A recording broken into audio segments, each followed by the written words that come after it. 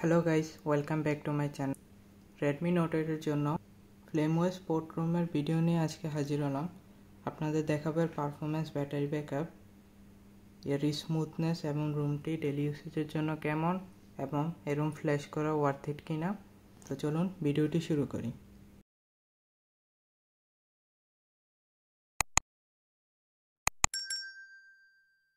তো প্রথমে আমি বলে দিই, অনেকে হয়তোবা ফ্লেমওয়েস নামটির সাথে পরিচিত নয় বা এটি কোন মোবাইলে এই সম্পর্কে জানে না। তো ফ্লেমওয়েস হচ্ছে মিজু ব্র্যান্ডের, আর মিজুর স্মার্টফোনগুলো চায়নাতে অনেকটাই পপুলার, আর বাংলাদেশে হয়তোবা মিজুর কিছু স্মার্টফোন রয়েছে, আমি সঠিক বলতে পারি না। তো প্রথমে আমরা যদি সেটিংয়ে ইন করি মাই ডিভাইস, এখানে আপনারা দেখতে পাবেন ফ্লেমওয়েস ভার্সন হচ্ছে 10.0.2.0 এ এবং অ্যান্ড্রয়েড ভার্সন হচ্ছে 13। আর এখানে ডিভাইসের ইনফোগুলো দেওয়া আছে। এখানে র্যাম এক্সপেনশনের ফিচারটা দেওয়া আছে, আপনি আপ টু 6GB পর্যন্ত এখানে র্যাম এক্সটেন্ড করতে পারবেন। তো এবার যদি আমরা ডিসপ্লে সেকশনে যাই, এখানে auto brightness, night mode, status bar সকল টাইপের ফিচারগুলো প্রেজেন্ট রয়েছে। এওডি এবং লক স্ক্রিনে যদি এন্টার করি, এওডি অপশনটা কাজ করে না। লক স্ক্রিন লেআউটে আপনারা চাইলে ক্লকের স্টাইলগুলো চেঞ্জ করতে পারবেন। দেন এখানে double tap two ওয়েক, auto lock এগুলো ফিচার দেওয়া আছে। দেন এবার যদি আমরা সিস্টেম অ্যাপিয়ারেন্সে আসি, এখানের সকল কাস্টমাইজেশনের ফিচারগুলো দেওয়া রয়েছে, যেমন এওডি যা আমি আপনাদের দেখালাম কাজ করে না। লক স্ক্রিনের ফিচারগুলো, ক্লক স্টাইল আপনারা চেঞ্জ করতে পারবেন, আর লঞ্চারের কিছু ফিচার এদিকে দেওয়া রয়েছে। আর নিচে এখানে থিমিংয়ের সেকশন রয়েছে, চাইলে আপনারা থিমও অ্যাড করতে পারবেন এবং থিম স্টোর থেকে আরও ডাউনলোড করতে পারবেন। এদিকে দেওয়া আছে ওয়ালপেপার সেকশন, আপনারা এখান থেকে ওয়ালপেপারগুলো চেঞ্জ করতে পারবেন।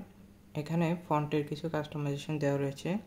আর নিচে নোটিফিকেশন, লাইট ইফেক্ট, দেন ফ্লেম সেকশন, এখানে ফ্লেমওয়েসের কিছু হিস্ট্রি বলা রয়েছে, যা সব চাইনিজে, আমরা বুঝবো না।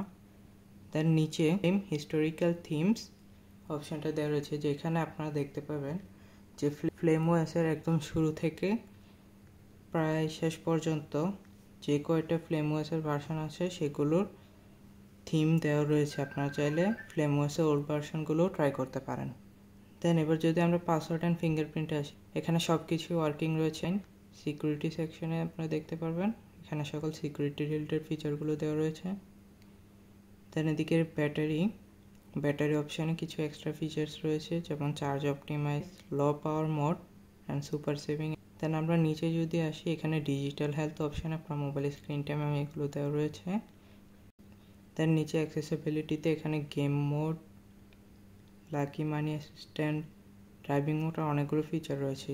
আর হ্যাঁ, আমি আপনাদের বলতে ভুলে গেছি, এই রুমে বাই ডিফল্ট প্লে স্টোর থাকে না। আপনাদের সেটিংয়ে এসে অ্যাক্সেসিবিলিটিতে গুগল বেসিক সার্ভিসেসটা অন করে নিতে হবে, তখন হোম স্ক্রিনে প্লে স্টোর চলে আসবে, আদারওয়াইজ প্লে স্টোর থাকবে না। এবার যদি আমরা নিচে আসি, এখানে দেখানোর মতো কিছু নেই।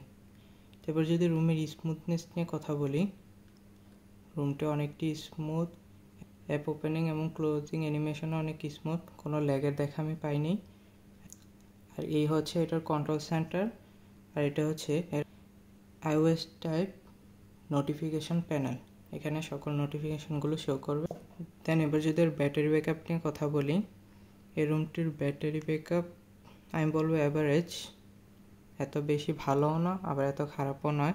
এবার যদি আমি এর পারফরমেন্স অ্যান্ড গেমিং নিয়ে কথা বলি, আমি এই রুমে ফ্রি ফায়ার এবং পাবজি ট্রাই করেছি। তো ফ্রি ফায়ার আপনারা এই রুমে ভালোই খেলতে পারবেন, free fire smooth game play করা যায়। পাবজিতে আমি অনেকটাই ল্যাগের দেখা পেয়েছি। আর হ্যাঁ, পাবজিতে বাই ডিফল্ট শুধু স্মুথে হাই এফপিএসে রয়েছে, কোনো এক্সট্রা সেটিংস আনলক করা হয়নি। তা আমি এতে কেএসইউ নেক্সট ইউজ করে মডিউল ফ্ল্যাশ করে পাবজিতে 60 FPS আনলক করে ট্রাই করেছিলাম। তো পাবজিতে আমি অনেক ল্যাগের দেখা পাই, পাবজি খেলার জন্য আমি এই রুমটা একদমই রিকমেন্ড করব না। দেন আমি এতে Geekbench 6 ট্রাই করেছিলাম, কিন্তু Geekbench 6 এতে ঠিক করে রান হয়নি, 70 to 80% যে বারবার এটা ক্র্যাশ হয়ে যেত। আর হ্যাঁ, এবার যদি এর বাগসের কথা বলি, এর প্রথম যে বাগটা আপনাদের চোখে পড়বে তা হলো স্ক্রিনটা লক করার পর আপনারা দেখতে পাচ্ছেন কিনা আমি বলতে পারি না, স্ক্রিনটা চালু হচ্ছে আবার বন্ধ হচ্ছে। এরকম কয়েকবার এটা করে দেন পুরোপুরিভাবে স্ক্রিনটা অফ হয়। এবার যদি আমি স্ক্রিনটা অন করি, আপনারা দেখতে পাচ্ছেন লক স্ক্রিনের ব্রাইটনেস একদম 0 থাকে যতক্ষণ পর্যন্ত না আমরা ফিঙ্গারপ্রিন্ট দিয়ে এটাকে আনলক করি। লক স্ক্রিনের ব্রাইটনেস একদম 0 থাকে, ফিঙ্গারপ্রিন্ট দিয়ে আনলক করার পর ঠিক হয়ে যায়। এটাও একটি বাগ। দেন এতে আমি এটা বাগ বলবো না, আমি ফেস করেছি। সামটাইমস এরমে ফেসবুক মেসেঞ্জার এগুলো ক্র্যাশ করে যায়। তো এটা হয়তো এই কারণে যে এই রুমে কোনো গুগল সার্ভিসেস নেই, এটাকে আলাদা করে একটি সেটিং দিয়ে ইনেবল করা হয়েছে, যার কারণে আমি বলবো যে এরকম সমস্যাগুলো আসছে। এবার যদি আমার ওপিনিয়ন কথা বলি, তাহলে আমি বলবো যে আপনারা যদি MIUI অথবা HyperOS থেকে একটু ব্রেক চান, একটু different kind of room use করতে চান, তাহলে আপনারা এই রুমটি ট্রাই করতে পারবেন। ডেলি ইউসেজের জন্য আমি এত একটা রিকমেন্ডেড করব না, কারণ এতে সামটাইমস ফেসবুক মেসেঞ্জার ইনস্টাগ্রাম এগুলো মাঝে সাঝে ক্র্যাশ করে যায়। দেন এবার যদি আমি ফ্ল্যাশিং স্টেপস নিয়ে কথা বলি, তাহলে ফ্ল্যাশিং স্টেপস নর্মালি আগের HyperOSটির মতনে আপনাদের যা করতে হবে, রিকভারিতে এন্টার করতে হবে।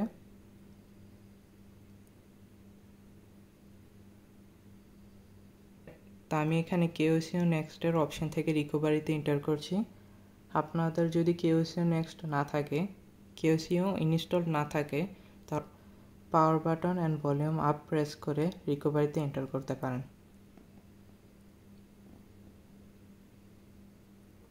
তো এবার রিকভারিতে এন্টার করার পর আপনাদের যা করতে হবে, এখানে ওয়েব সেকশন এসে আগের বারের মতোই Dalvik system catch, vendor data, metadata এগুলো টিক দিয়ে দেন ওয়াইপ করে নিতে হবে।